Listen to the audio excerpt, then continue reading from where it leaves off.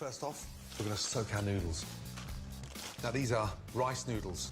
Into a bowl and just pour the hot water over the rice noodles. Soak and rehydrate. 12 to 15 minutes to soften up. If you've got a wok, perfect.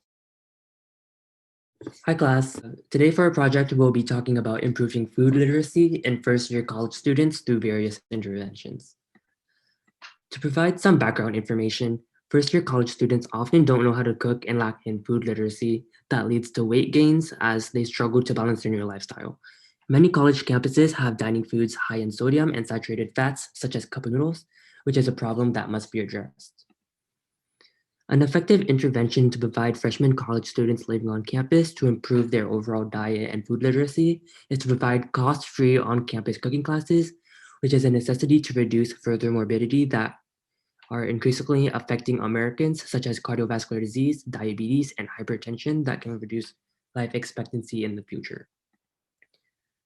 To provide some significant statistics from the American Academy of Pediatrics, a study was done on those ages 12 to 19, where there was an overall prevalence of pre-hypertension/hypertension being 14%, pre-diabetes/diabetes being 15%, where 43% of all adolescents ages 12 to 19 had at least one cardiovascular disease risk factor, where that higher prevalence was in those who are obese in comparison to those of normal weight and those who were overweight.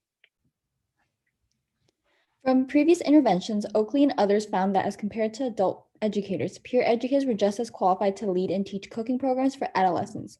We wanted to include peer educators into our teaching staff because this would contribute to a more comfortable environment as participants would be learning from their peers. Bernardo and others utilized a community-based intervention that aimed to develop cooking skills in university students. We wanted to incorporate hands-on cooking classes as it serves as an interactive approach to deliver our intervention. Lastly, Garcia and others showed that community-tailored and hands-on cooking classes were effective ways for engagement in cooking efficacy. The intervention held classes with different themes, which we wanted to incorporate in order to promote a diverse education and encourage interest. Our study design revolves around a randomized controlled trial based on UCSD that will last 6 months total, where we will select 4 freshman dorms that will in turn be our 2 experimental and 2 control groups. To ensure consistent measurements, an online questionnaire will be delivered to the participants, who will also be incentivized to participate with gift card raffles. Our hypothesis is as follows.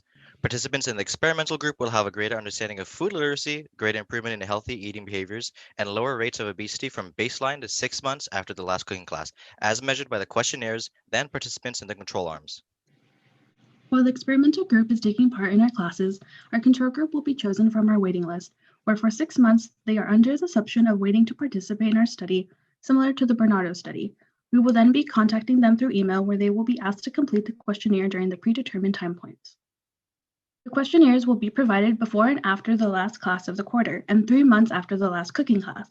These questionnaires will include topics such as a variety of food groups in every meal, along with a personal assessment of their knowledge of cooking healthy meals. This will be based on a self-assessment on a scale of 0 to 10, 0 being never and 10 being always. The questionnaires immediately after the last cooking class and the 3-month post-intervention questionnaire will be compared to the pre-intervention questionnaire for both groups in order to determine the efficacy of accessible healthy cooking classes on campus.